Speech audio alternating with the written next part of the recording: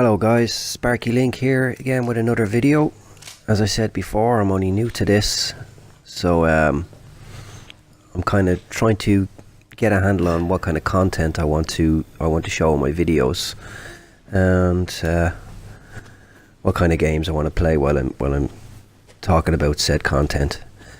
Anyway, after E3 now is just finished and all the hype and games have been shown and everything is kind of dying down a bit, I just want to kind of talk about what I thought of the show, mostly from a Microsoft point of view, because that's my platform of choice and that's where I'm going to be buying my games for.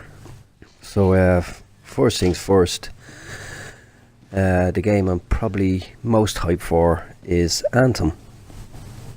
I have to say this game looks phenomenal. I can't wait to get my hands on it. The gameplay looks pretty impressive from what we've seen. Graphically, it looks brilliant.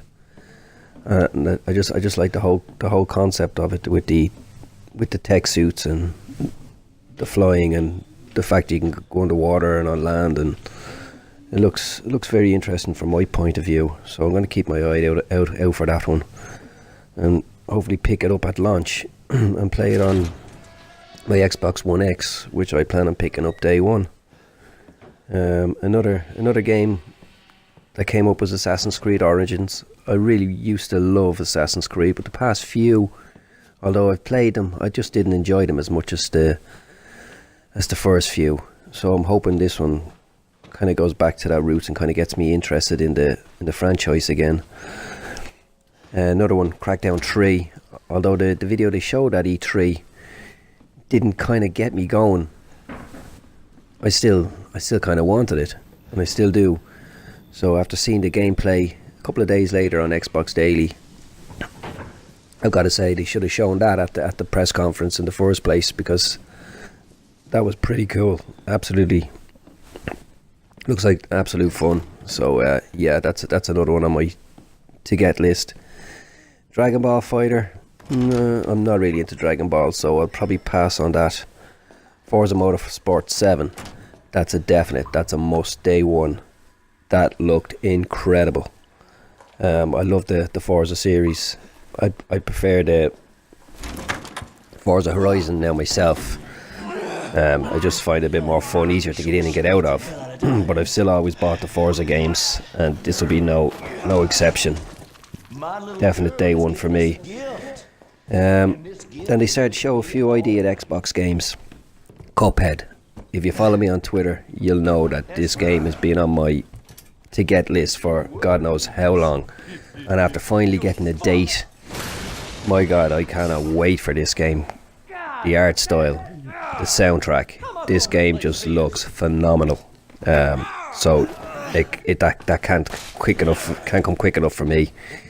Life is Strange, another one. I really enjoyed the first game. The storytelling in that game was brilliant.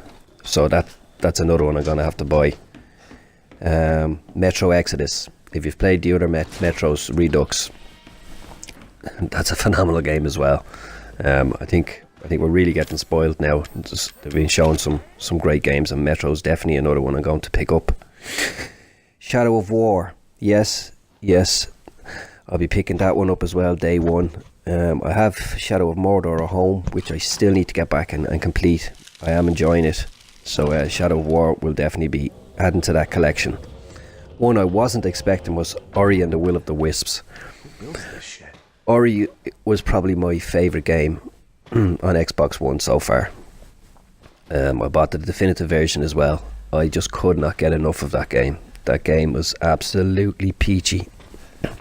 So Ori and the Will of the Wisps is another day one buy for me. Sea of Thieves. I've been playing that. I've been playing in the alpha. I've been playing with a lot of friends online with that game. Great fun. It's absolutely great fun. Graphically, it's not next gen, but that's the style they're going for. It just looks really good, and it's just so much fun to play with friends. So I'll be also picking that one up. State of Decay 2. although they've made it bigger, they've polished it up from the first one. I just couldn't get into State of Decay 1. Maybe I should give it another try before this one comes out. But I'm not quite sure, but I'm sure a lot of other people will love it. Maybe that was just me. Super Lucky's Tale. Another one. Probably not for me. I'm not into the kind of the Banjos and the Crash Bandicoot kind of games. Now, although it does look good and it will appeal to a lot of people, I'm just not sure that one will be for me. So I might pass on it. So yeah, so those 5 or 6 games I will be getting day one that I've mentioned. There's still another few I have to keep an eye out for.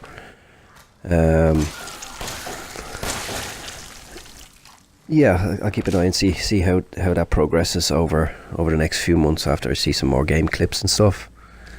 And yeah, another thing is that's kind of starting to grind on me now, as I'm so excited for the Xbox One X. This thing is super powerful. We should be playing our games at the best capabilities that they can, and I'm hearing a lot that the devs aren't going to they aren't really going to try to push to get their games running at max on this new system, kind of keeping at a parity with other consoles, which I do not agree with. If you're putting your heart and soul into making a game, you want your fans, your people are buying your games to be playing it at the best that they can play it. And if you're holding it back because either one, you're too lazy to put more time and effort into polishing this game up, or you, as some people are saying, there might be some kind of parity with Sony and certain kind of deals that they have. Whether that's true or not, I don't know, but there's absolutely no excuse for it. Give us the games that we want, and we want to play at the very best. And if it doesn't run as good on the Pro, well, so be it. But we're buying an Xbox One X. We want it to run as good as it can run. So I hope they look into that now and improve it and give us gamers what we deserve, and not some shoddy ass silly port. But I don't expect anything really different from Sony. This is pretty much them in a nutshell. You know, the fans, they've requested things off these guys for years, and they're still waiting on a lot of features to come. They just don't give a shit. You know, you'll get what they give you, what they think you deserve, what they think you want, not what you actually want, but what they think you want. And if you don't like it, you lump it, and a lot of people do. They just take it. They take these things. There's no engagement between Sony fans and the execs. They don't give a shit. The good thing I like about Microsoft is, yes, they had a bad launch with the Xbox One. They knew that. The fans were disgruntled. We voiced our concerns, and they have not stopped since day one to keep rolling out new features, giving us what we want, giving us what we ask for. Right? Now, maybe they were pushed into a corner and they had to, because Sony got such a great start and their console is flying. Maybe Microsoft, if they sold a lot better at the start, we might be getting these. But the fact of the matter is, we are getting things now. We've demanded it. They're giving it to us.